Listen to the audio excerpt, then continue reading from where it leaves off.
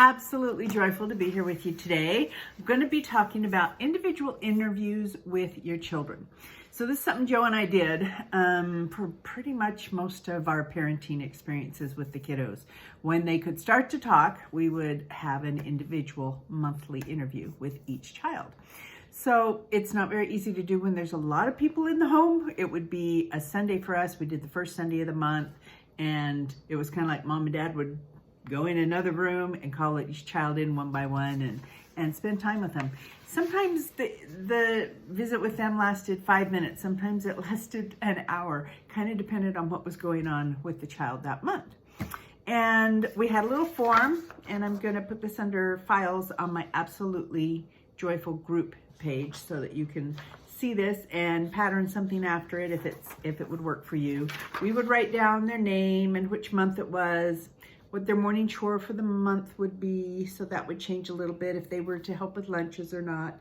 Then they would self-evaluate themselves, and that was an important part of the interview, being that it was a self-evaluation. It gave them a chance to say, this is how I think I'm doing. And it would be overall behavior for the month. Are they saying their prayers morning and night? Scripture reading, piano practicing, and attitude while piano practicing. Typing every day and improvement. Morning routine, daily, and attitude. Reverence at church, school and homework, helping with your siblings, and general at-home attitude. And quite often we started with overall behavior for the last month, and general at-home attitude was last. And they would be like, isn't that the same thing? And I'd always say, behavior is what you do, and your attitude is how you do it. So it was just good for them to self-evaluate those things, 0 to 5. 5 was, pretty perfect. And it was really fun to see them hem and haw a little bit.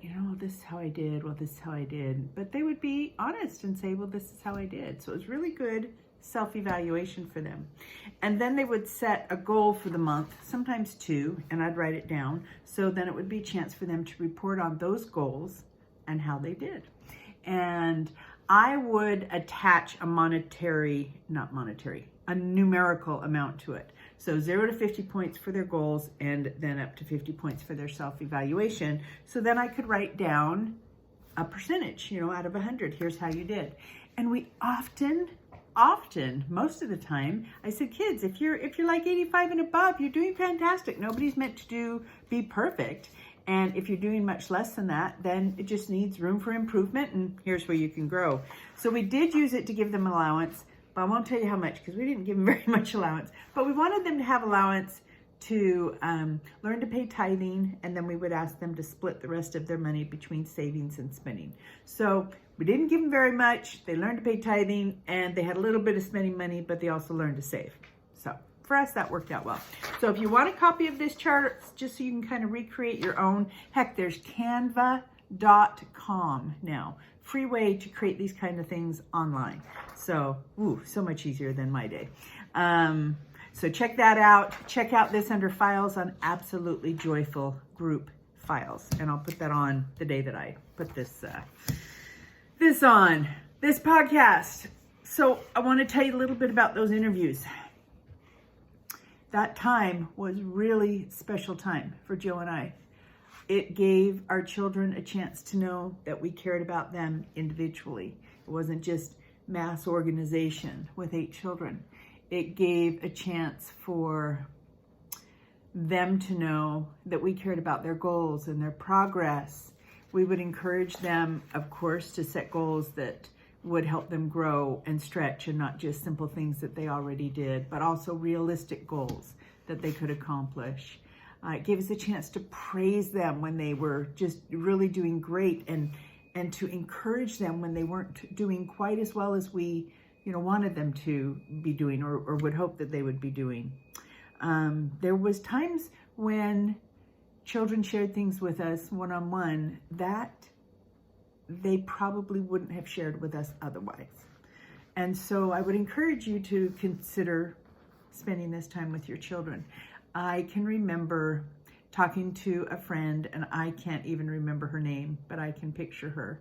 And she said she came from a large family, and her family decided to all of a sudden start doing these individual interviews. And I think she said she was a teenager, 15 or 16, and she said, all of a sudden my dad started asking me all these personal questions, and he'd never shown any interest before.